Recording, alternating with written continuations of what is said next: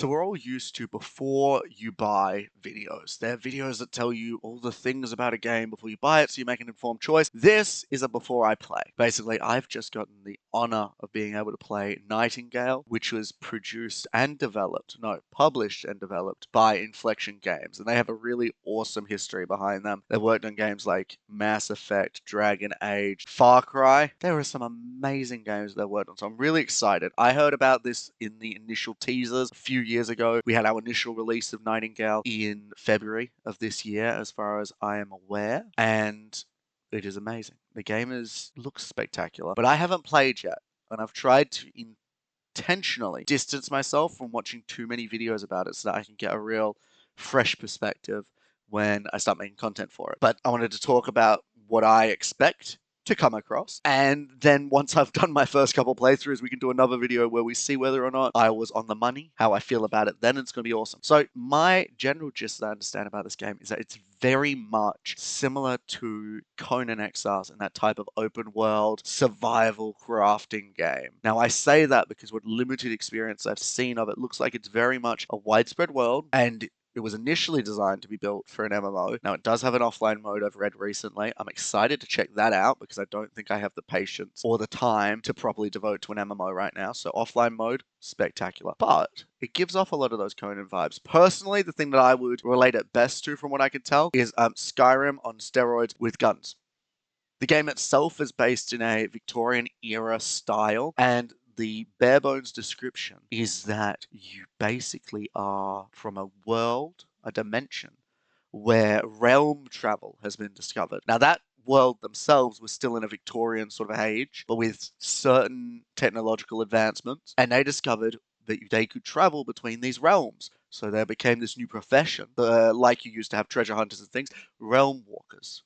Right, this is what I'm getting from the trailers and whatnot. Realm walkers were the people who adventured, the archaeologists, the travelers who went between these realms. And the game allows you to build your own base, build up resources and whatnot in your realm, and then use realm cards to then travel to all of these other infinite realms. The idea that I get is that everything is procedurally generated, and that these realm cards give you this endless possibility of where you can take your gameplay and where you can end up. I'm really excited to see how that turns out. The combat seems to be really nifty. I saw in one of the trailers a really interesting thing about enchanting and giving weapons and items magical properties. There was something interesting about the materials you use kind of being a part of that, but obviously the biggest draw factor of this is its realm system. I think that if this works the way that I think it will, it is going to be one of the most amazing things I have ever played in a single player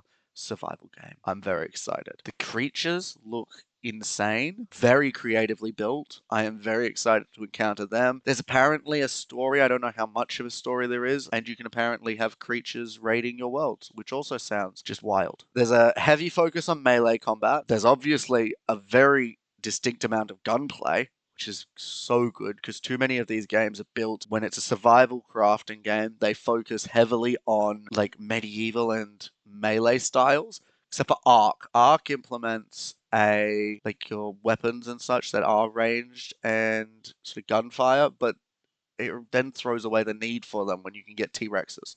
Games like Rust barely scrape the surface of being similar in terms of a game that has a narrative. Rust is very much just spawn and do whatever you want. This game seems to have something of a narrative. I'd be interested to check that out. I'm really, really excited. I saw something about boomerangs.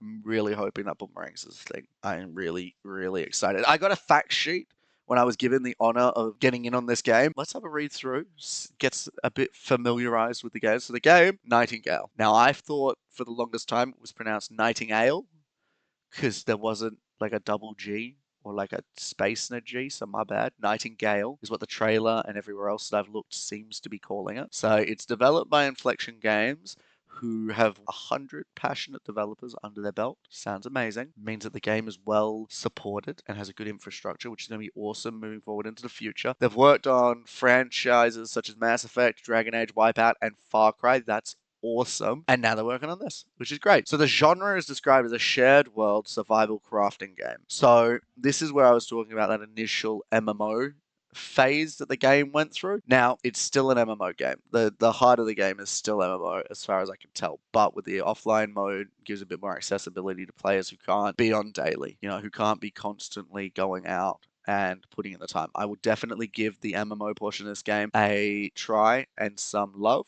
But to begin with, most certainly, I'm checking out those offline worlds. Description is an open world survival crafting game played solo or cooperatively. Build, craft, fight, and explore as you venture through mystical portals into a variety of amazing and fantastical realms. You're stranded beyond your world, cut off by the collapse of the arcane portal network. So you're kind of stranded and have to be slowly building up this network of portals yourself as you can't get back to your main world. Your goal: become a skilled realm walker and navigate the web of transdimensional portals. Only then can you discover your way to the magical city of Nightingale. Okay, there's where the name comes in. We're featured in... Oh, look, the game just finished downloading as I'm recording this video. That's hilarious. I'm going to have to edit this like super fast before we jump into a playthrough later then. This is awesome. So, it's an open world crafting game. It's got repeatable gameplay, endless adventures across the realms, obviously because of that realm system. The procedural generated nature of these realms means that as long as you're getting these realm cards to be crafting new worlds, you can craft endless experiences. It's not just going back to the same areas and doing the same things.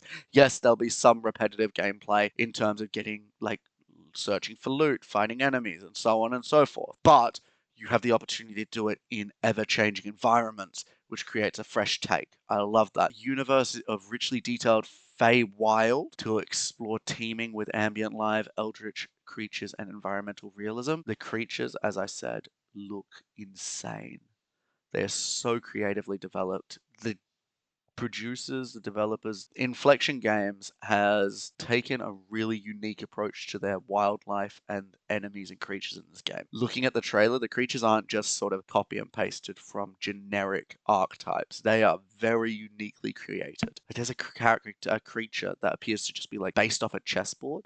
It looks spectacular. Robust construction system. The construction looks awesome. I am really nervous to choose where I'm going to build my primary biome because I don't know whether the building styles are biome specific or not. They appeared to be in the trailer, but I don't know. And frankly, I think it was the swamp biome has a very almost regal Japanese kind of style to it. And I really, really want to build with that, but I also want to make my primary biome a forest, so I don't know if that's going to be something I can do. And then an in-depth crafting allows you to create the tools, gear, and weapons you need to survive. That seems to be incredibly immersive because of all of the different factors that come into play between enchantments, the materials you use, and whatnot, because everything affects the outcome of these weapons, and it looks exceptional. It's a gas lamp fantasy universe. If you don't know what that means, that basically is referring to a universe that is very much Victorian inspired.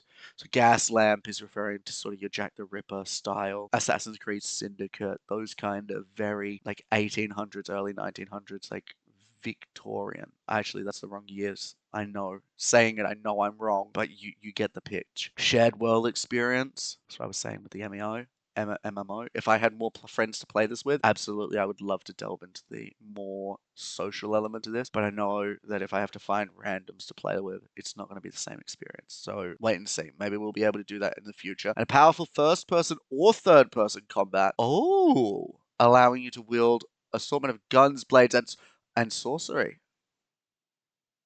I love that. Up until this point, I hadn't seen anything to infer that you could do magic. You could give your items magical properties, but you yourself couldn't do magic. That is interesting.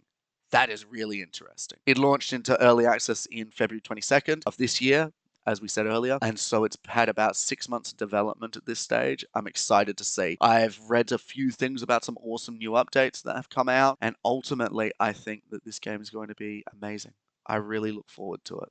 I'm so excited. So, that is my little bit of a rundown for what I expect before I play. One thing I'm really interested to discover is how they handle player deaths. As this game was primarily built to be MMO, I'm assuming that player death may result in respawn back to a primary hub. But then the question is, do you lose your gear? Do you get to keep the stuff that you went in with, but not the stuff that you got while you were in a realm? How does that work? Especially when you then look at the solo factor. Because if this game was anything like a number of other games such as Fallout, if you die, you usually just go back to an autosave. Now, everything I understand about this game says that that won't be the case, but we'll be interested to see. What do you guys think? Do you like the idea of Nightingale? I think that the realm system is so beautiful. I'm really excited to see how this plays out. But let me know what you think in the comments. And other than that, God bless. And I will see you live as we're playing through this amazing game. See you guys.